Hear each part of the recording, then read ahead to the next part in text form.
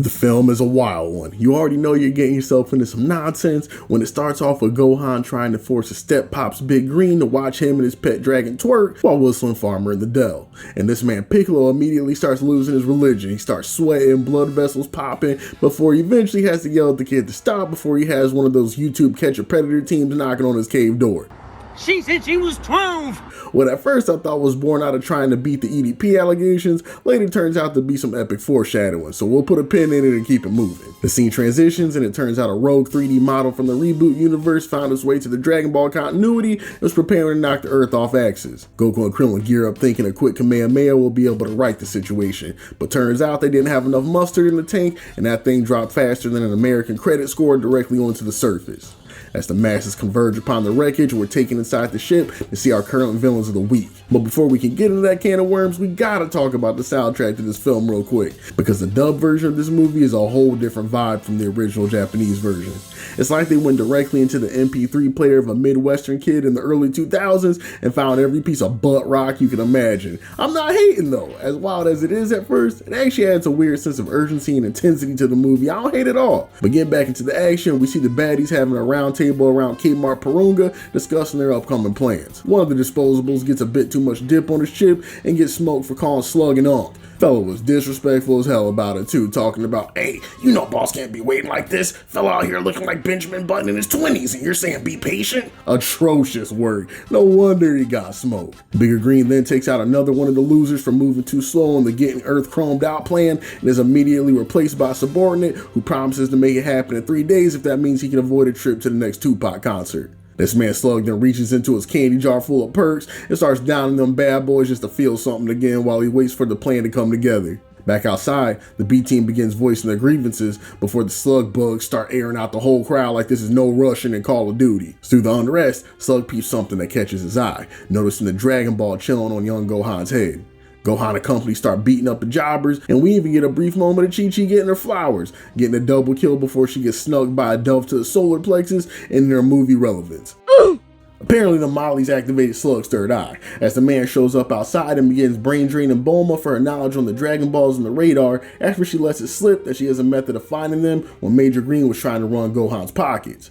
After the quickest of montages, Slug gathered the balls and made a wish to the Eternal Dragon for youth, returning his melanin as well as access to his dental plan. Then his dastardly schemes really got set into motion, with the squad activating their weather control unit and beginning their scheme to cryo-freeze the Earth and turn it into his newest whip so he could continue being a scourge to nearby galaxies while riding on 24-inch chrome. While all this is occurring, our perspective shifts and we finally get a peep at Goku, who just respawned after he and Krillin's failed attempt at saving the Earth. Yajirobe absolutely dripped out, came through to drop off the goods, giving Goku a full heal so they could really start getting this movie underway. Yajirobe was really about to let this man Krill give up the ghost too until little fella regained consciousness and started hopping out his throat before the scene transition. I ain't mad though, considering Krilla's movie track record, they low-key would have been better served saving that for Icarus. Following this, we get the second most incomprehensible scene in this movie where Slug, after geeking off his newfound youth, just starts firing off key blasts in his throne room unprompted. He really had to have taken a critical hit off them perks. With the order to run a train on the Earth being given officially, Slug's goons begin the attack, with a lone toddler being tasked with taking on the army. Real quick, just where was Yamcha and the reserve team during all this? I feel like them fellas were still in the infirmary off of what happened in Tree of Might and decided to just let the A-listers handle this one. As Gohan was in the process of getting lit up in a 30v1, the Aura Farm Kingpin comes into frame, choking out a level 7 goon, only to throw him directly into the Saiyan Son light source and formally marking his entrance. Big Green had arrived. What I will say though is that this film did let Piccolo get his rocks off a tad more than just most Z films did, because he was really putting his matchup through it in this one. Piccolo really just spent the whole fight flexing on Dodoria's little cousin, moonwalking and smirking so much Michael Jackson might have blushed a little bit. I really knew what time it was though when Piccolo grabbed Buddy's punch and snapped his arm like he was recreating an X-ray in NK1. Insane levels of violence compared to what we usually see in these fights. Eventually, he just puts Buddy out of his misery when he drops through the ceiling while Big Fella was trying to take a hit of his inhaler and just blows the dude's head off.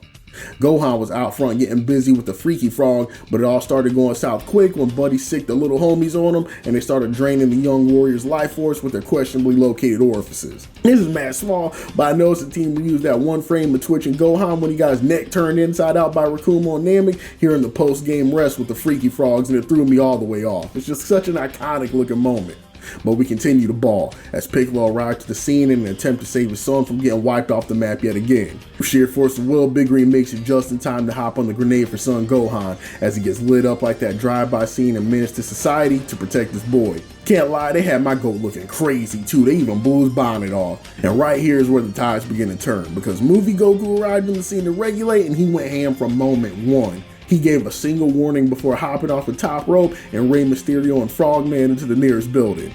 Movie Goku a real sicko. Tell me why our hero deliberately let himself eat a mouthful of Fragussi before immediately putting a hole through the Frogman's thorax, then in the same breath shoots a beam at fake Dawson's mouth and blows his head off immediately before severing the Toad's spine as Krillin watches the whole scene in horror.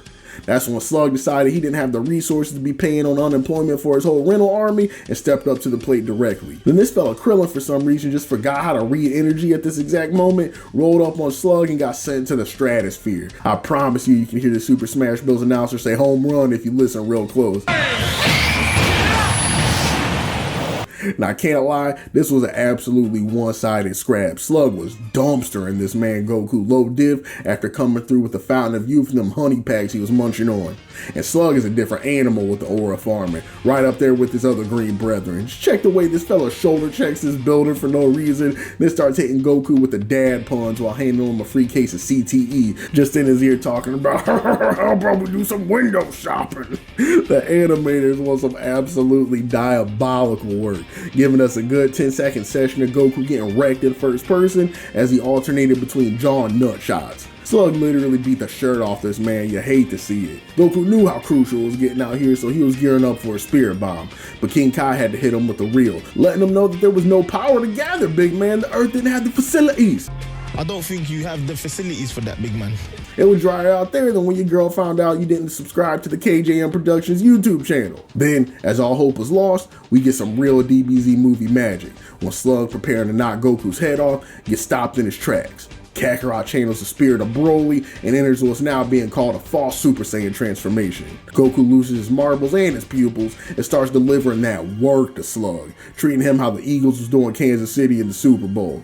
Goku was out here just knocking the Sonic rings out of Slug. Even King Kai was getting nervous. But that's when desperate times call for desperate measures, with Slug doing the unthinkable, just rips his own arm off completely unprovoked.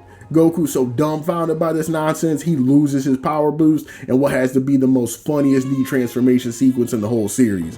Fella was so confused by what he was looking at, he couldn't even be mad anymore. But this reveal also showcases that Slug is another Piccolo, a member of the class of Super Namekians to be exact, who were banished from their planet for their destructive ways. Slug, sensing the turning tide, gets big, McLarge huge, and starts beating the stuffing out of Kakarot, giving movie Goku that Uzaro treatment that these early DBZ films seem to love putting him through at every opportunity. And as Goku's ribs are in the midst of getting tenderized, Piccolo awakes from a slumber and gives us a free lesson in Namekian anatomy after yanking on Slug's antenna in broad daylight with the whole world watching. Slug, irritated, yokes up Piccolo, who continues with the incomprehensible plays, ripping his own ears off and tells Gohan to turn up that new Drake. I'm playing. He tells for Gohan to recall what he did at the beginning of the movie and do that same thing with Slug. Gohan was afraid to report to his BFF that he was in no state to twerk right now, but that's when he remembered the whistling and began to play a tune. Apparently that frequency of noise is pure agony to the Namekian ears, leading to critical damage on Slug. Piccolo passes the baton to Goku, giving him the last of his energy. This allows Goku to hit a Kaioken for the culture and shoot himself like a high caliber round directly through Slug's chest. Goku then takes to the sky to advocate for climate change. Turns out that flesh wound wasn't enough to take out Slug, but just in time, the sun shows itself, and fueled by the solar rays and the Disturbed soundtrack behind him, Goku gathers the energy for the spirit bomb, eliminating Slug and ending the film. Not that!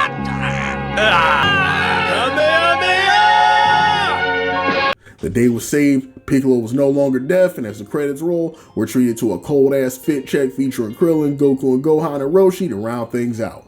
And thus, homies, our time is concluded with Lord Slug. What y'all think of this film? I personally am still super curious about that whole false Super Saiyan thing and the lore on Super Namex, but I got a feeling I'm condemned to remain blue-balled on that till the end of time. But don't blue-ball yourself for more DBZ commentary. Like, subscribe, do all that fun stuff because I got plenty more film coverage on the way. Be easy, y'all. Thanks for chilling with me, and I'll see you again in the next video. Who is he? Where is he from?